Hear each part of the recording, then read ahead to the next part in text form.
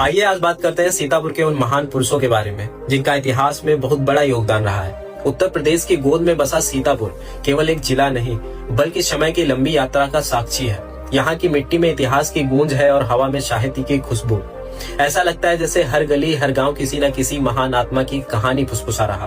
कभी मुगल बादशाह अकबर के दरबार में बैठा एक तेज दिमाग वाला राजा टोडरमल यहीं की धरती से जुड़ा था। लहरपुर से संबंध रखने वाले टोडरमल ने राजस्व व्यवस्था को एक ऐसा रूप दिया जो सदियों तक भारत की प्रशासनिक नींव इसी पर टिकी रही। सीतापुर की पहचान दूर दूर तक पहुंची। इसी जमीन पर जन्मे महाकवि नरोत्तम दास, जिनकी कलम से निकला सुदामा चरित आज भी भक्ति मित्रता का अमर प्रतीक है।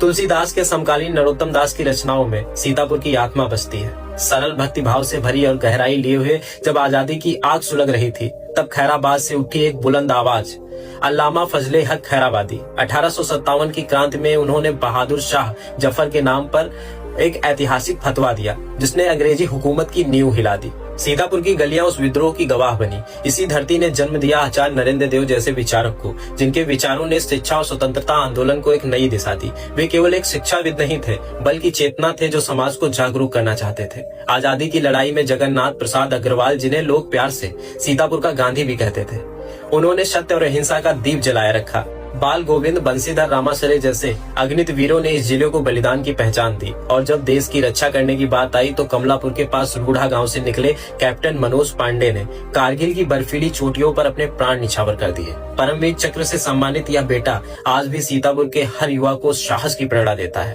कहते हैं पौराणिक काल में महर्षि वेद व्यास ने इस क्षेत्र में ही पुराणों की रचना की थी, मानो ज्ञान की धारा यहीं से बह निकली हो।